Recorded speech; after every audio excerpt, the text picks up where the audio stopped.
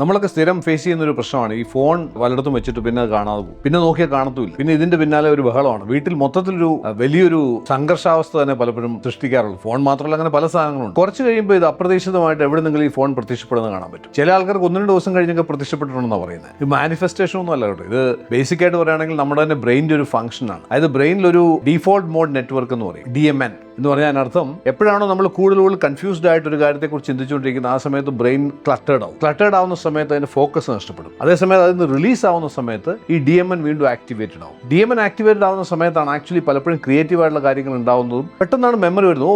ഇവിടെ ആയിരുന്നല്ലോ ഞാൻ വെച്ചിരുന്നത് എന്നൊക്കെയുള്ള തരത്തിൽ നമ്മൾ ഇതുവരെ ചിന്തിക്കാത്ത കാര്യങ്ങളൊക്കെ ചിന്തിക്കും. ഇതുപോലെയാണ് പലപ്പോഴും നിങ്ങൾ പേരുകൾ വഴി കൂടെ പോകുന്ന സമയത്ത് ഒരാളെ കാണുന്നു, ഇയാൾ നല്ല പരിചയമുണ്ട്, ഇയാൾ എന്നാ അങ്ങോട്ട് പേര് വരുന്നു, നാവിന്റെ തുമ്പത്തുണ്ടെന്നൊക്കെ പറയില്ലേ. എന്നിട്ട് പോയി ഷവർ ഓൺ ചെയ്യുന്ന സമയത്തായിരിക്കും പെട്ടെന്ന് പേര് വരുന്നത്. ഈ ഷവറിൽ നല്ല പേര് വരുന്നത് നമ്മുടെ ബ്രെയിനിൽ നിന്ന് തന്നെയാണ്, പക്ഷെ അത് ആ DMN ആക്ടിവേറ്റഡ് ആവുന്ന സമയത്താണ്. അതുകൊണ്ട് ഇങ്ങനത്തെ ഒരു ഫേസ് ചെയ്യുന്ന ഒരാളാണെങ്കിൽ അതൊരു വലിയ പ്രശ്നമല്ല, ഇത് നോർമലാണ്. ഇത് നമ്മുടെ ബ്രെയിനിന്റെ ഒരു ഫംഗ്ഷൻ മാത്രമാണ്. അപ്പോൾ ഇത് സ്ഥിരമായിട്ട് ഇത്തരത്തിലുള്ള ഒരു സിറ്റുവേഷൻ ഫേസ് ചെയ്തുകൊണ്ടിരിക്കുന്ന എല്ലാ ആൾക്കാരും ചോദിക്കും, ഞാനിപ്പോൾ എന്ത് ചെയ്യും? ഇത് ബേസിക് ആയിട്ട് വേണ്ടുന്നത് ആ ഒരു മോഡിലേക്ക് ബ്രെയിനിന് പോകാൻ ഒരു ചാൻസ് കൊടുക്കുക എന്നുള്ളതാണ്. ഇപ്പോൾ ഒരു കാര്യത്തെക്കുറിച്ച് തന്നെ നമ്മളിങ്ങനെ അതിനെക്കുറിച്ച് തന്നെ വറി ചെയ്തുകൊണ്ടിരിക്കുകയാണെന്നുണ്ടെങ്കിൽ ഒരിക്കലും ഈ DMN ആക്ടിവേറ്റഡ് ആവത്തില്ല. കാരണം ക്ലട്ടേഡ് ആണ് ബ്രെയിൻ. ക്ലട്ടേഡ് ആവുന്ന സമയത്ത് ഒരിക്കലും ഈ പറയുന്ന ഡിഫോൾട്ട് മോഡ് നെറ്റ്വർക്ക് ആക്ടിവേറ്റഡ് ആവത്തില്ല. ഡിഫോൾട്ട് മോഡ് നെറ്റ്വർക്ക് ആക്ടിവേറ്റഡ് ആയി കഴിഞ്ഞാൽ അതിനോട് ചേർന്ന് വേറെ ഒരു 2-3 നെറ്റ്വർക്കും കൂടെ നമ്മുടെ ബ്രെയിനകത്തുണ്ട്. അത് ഓരോന്നും ആക്ടിവേറ്റഡ് ആകുമ്പോഴാണ് ശരിക്കും നമ്മളുടെ ലക്ഷ്യങ്ങളിലേക്ക് നമ്മൾ എത്തുന്നത് തന്നെ. അപ്പോൾ ബേസിക് ആയിട്ട് നോക്കിയാൽ ചെറിയ കാര്യമാണെങ്കിലും വലിയ കാര്യമാണെങ്കിലും നമ്മളൊരു കാര്യത്തിൽ സപ്പോസ് നമ്മൾ ശ്രദ്ധിക്കുന്നു, പക്ഷെ അത് നടക്കുന്നില്ല, അതിനെക്കുറിച്ച് കൂടുതൽ വറീഡ് ആവാതെ ആ സബ്ജക്ട് കുറച്ച് നേരത്തേക്ക് ഒന്ന് വിട്ട് കളയുക. മേ ബി വേറൊന്നിലേക്ക് നമ്മുടെ അറ്റൻഷനെ ഡീവിയേറ്റ് ചെയ്യുക, നമ്മുടെ കുറച്ചുകൂടെ ബ്രീത്തിങ്ങിലേക്ക് നമ്മളൊന്ന് ഫോക്കസ് ചെയ്യുക എന്ന് പറഞ്ഞാൽ